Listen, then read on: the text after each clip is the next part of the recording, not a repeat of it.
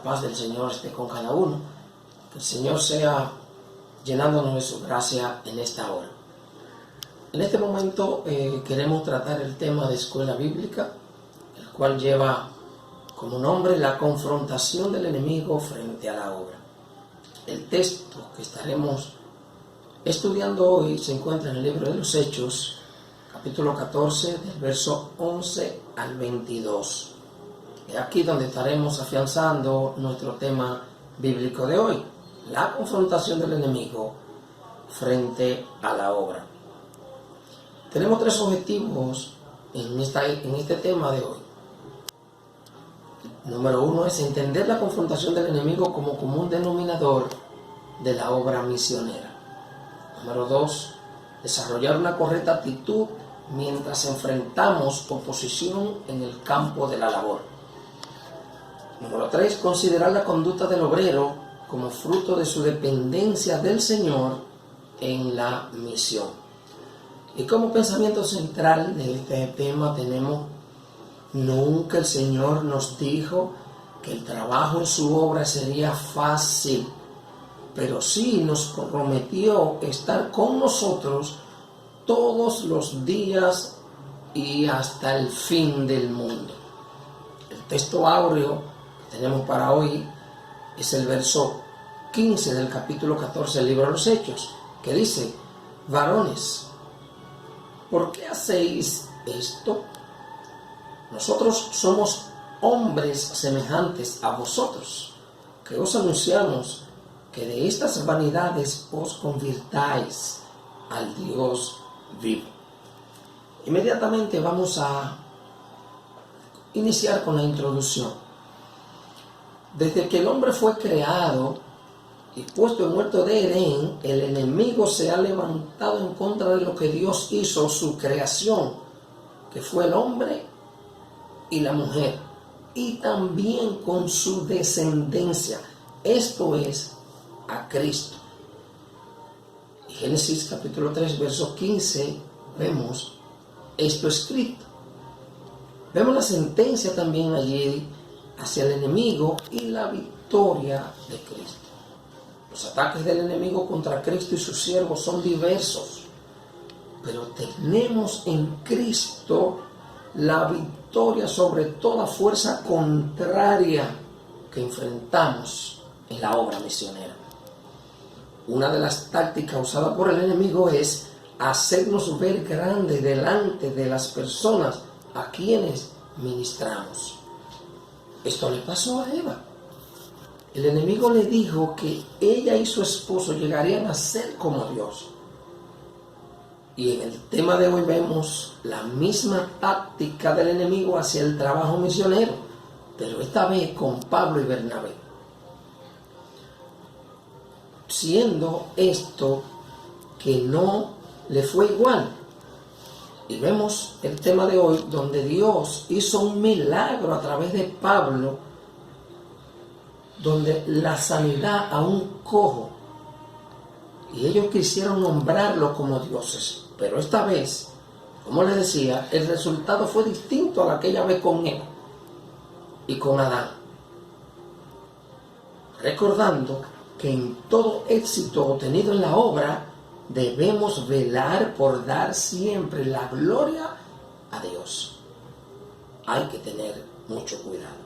Y el punto 1 que tenemos para hoy en este tema está afianzado en el capítulo 14, verso 11 al 14.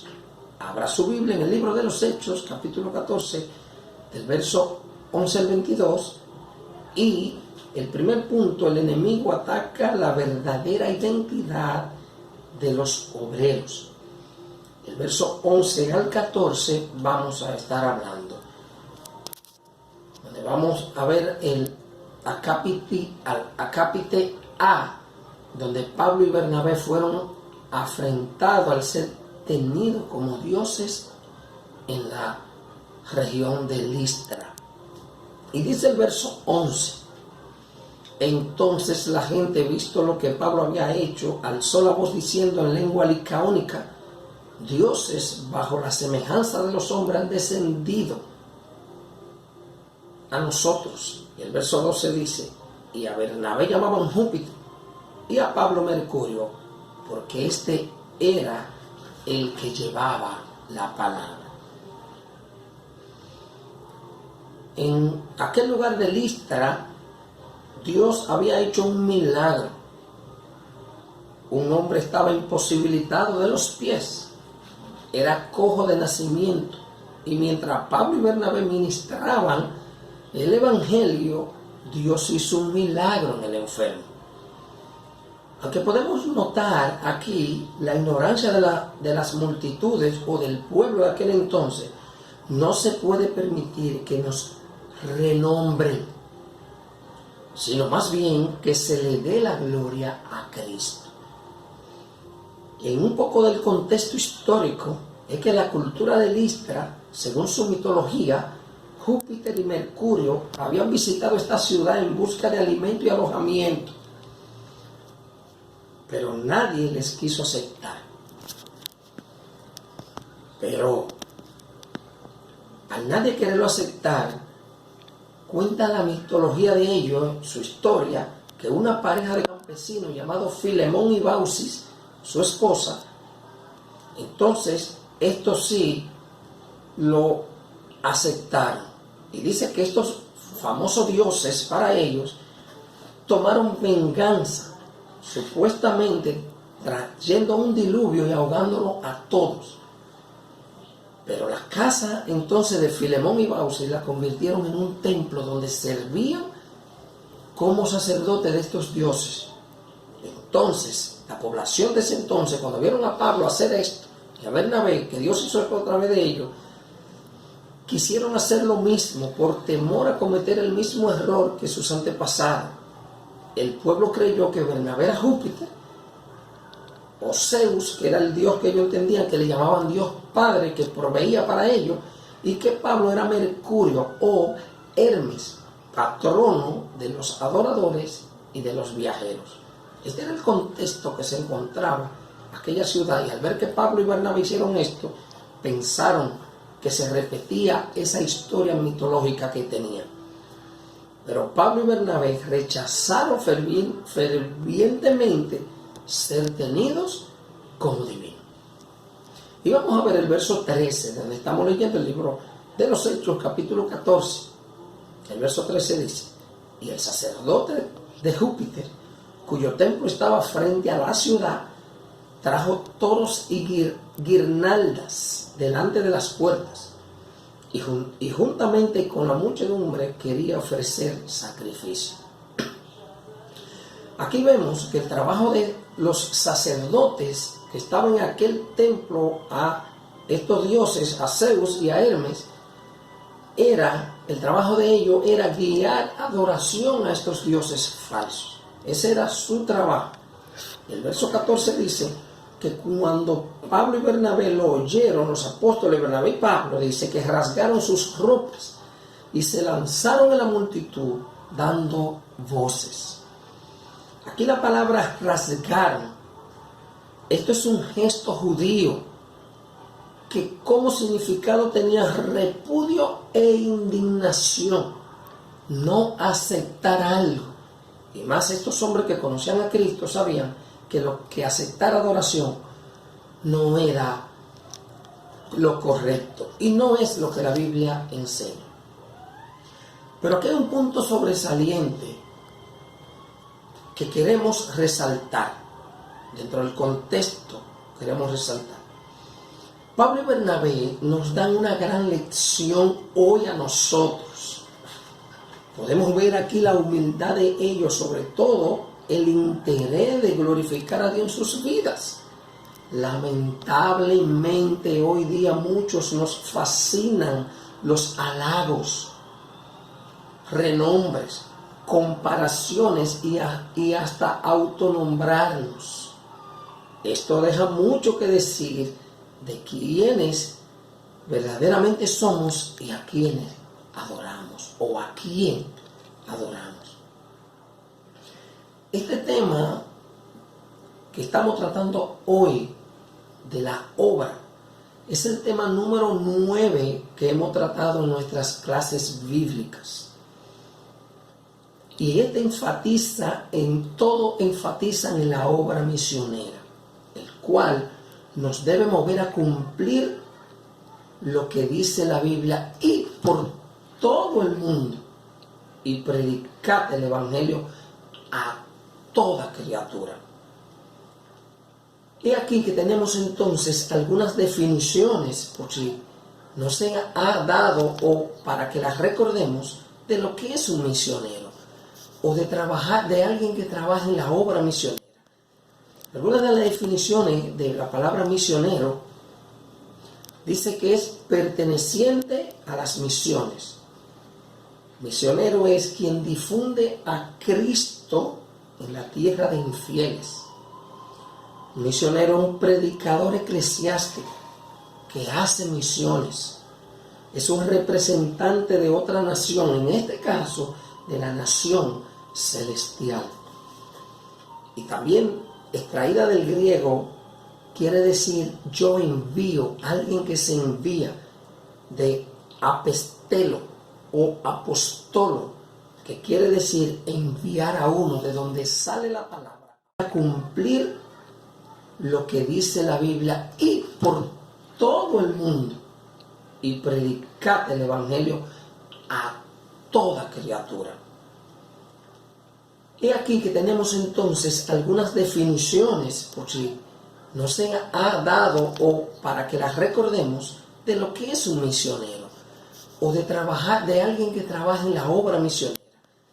Algunas de las definiciones de la palabra misionero dice que es perteneciente a las misiones. Misionero es quien difunde a Cristo en la tierra de infieles.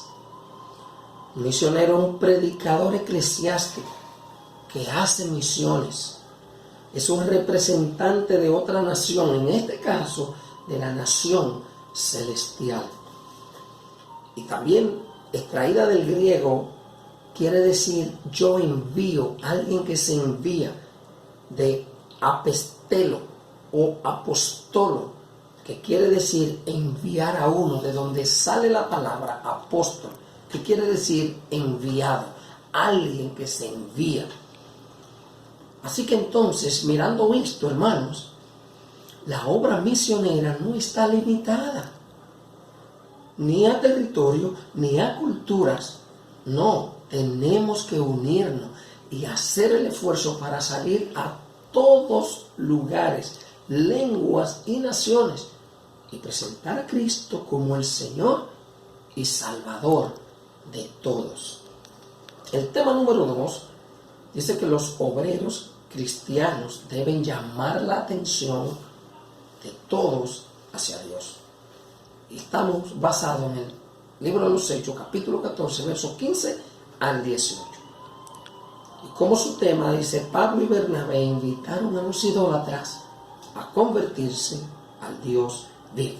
El verso 15 dice lo que ellos le dijeron, y diciendo, varones, ¿por qué hacéis esto? Nosotros también somos hombres semejantes a vosotros, que os anunciamos de estas vanidades, os convirtáis al Dios vivo, que hizo el cielo y la tierra, el mar y todo lo que en ellos hay. Pablo aquí comienza a hablar en defensa del Evangelio y habla del Dios creador y que no son superiores a ellos, habla en humildad, sino que son enviados, son misioneros, que se conviertan, dice el verso. Aquí esta palabra es arrepentimiento. Pablo y Bernabé querían dar un anuncio, querían anunciar a Cristo, a la palabra evangelio, el anuncio. En otra palabra, él está diciendo, somos voceros del Señor. Hoy es el mismo anuncio que los hombres se conviertan al Dios vivo, quien es el creador de todo. Ese es el anuncio que tenemos que dar. La predicación debe tener el llamado al arrepentimiento. Si no, esta no viene de Dios. El llamado que el Señor hace siempre es al arrepentimiento. El verso 16 dice, en las edades pasadas, Él ha dejado a todas las gentes andar en sus propios caminos.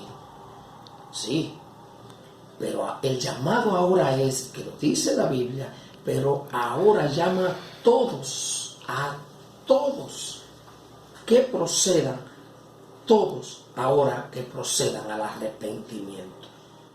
Y la parte B del segundo tema dice que los ministros vencieron la confrontación al mostrar la benevolencia de Dios. El verso 17 dice: si bien no se dejó a sí mismo sin testimonio, haciendo bien, dándonos lluvias del cielo y tiempos fructíferos, llenando de sustento y de alegría nuestros corazones.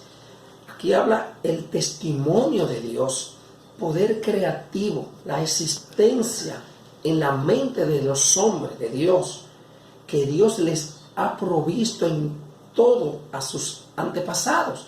Y eso lo dice la Biblia. Este es el testimonio de Dios. Y la predicación trae consigo gozo.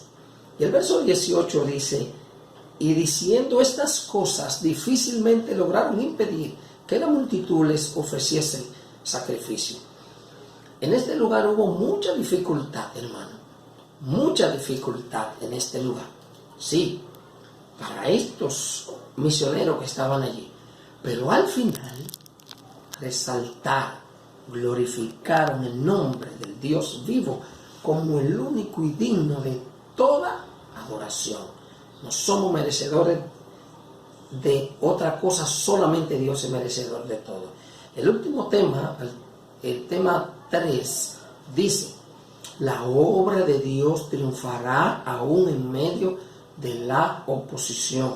Hechos capítulo 14, donde estamos estudiando, verso 19 al 22. Dice: el Señor dio la victoria a Pablo frente al arrepentimiento que sufrió en Listra. Oiga bien, el Señor dio la victoria a Pablo frente al arrepentimiento que hubo en Listra. Oiga bien, dice el verso 19: entonces vinieron unos judíos de Antioquía y de Iconio, que persuadieron a la multitud, y habiendo apedreado a Pablo, le arrastraron fuera de la ciudad, pensando que estaba muerto. Pero a Pablo y a Bernabé también le esperaba afrenta física, como le ha pasado a otros y puede también pasar. Y nosotros debemos saber que la obra misionera se hace en medio de la confrontación del enemigo, pero sabiendo que Dios está de parte nuestra y que hay fruto de la predicación. A Pablo lo apedrearon, lo arrestaron, dejándolo como muerto. Esto lo dijo Cristo, hermano, que por causa de él padecerían, pero que confiaran en él.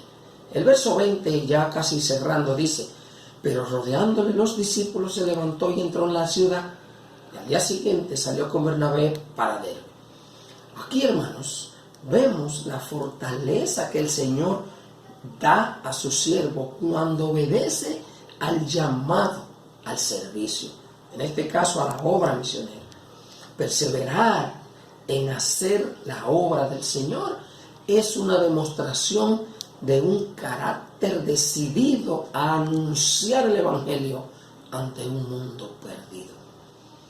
La batalla no detuvo la predicación y la confirmación del evangelista. El verso 21 dice: y después de anunciar el Evangelio en aquella ciudad y de hacer muchos discípulos, volvieron a Listra y a Iconio y a Antioquía. Cuando se presentan dificultades en la obra misionera, confiemos en la victoria que Cristo nos da.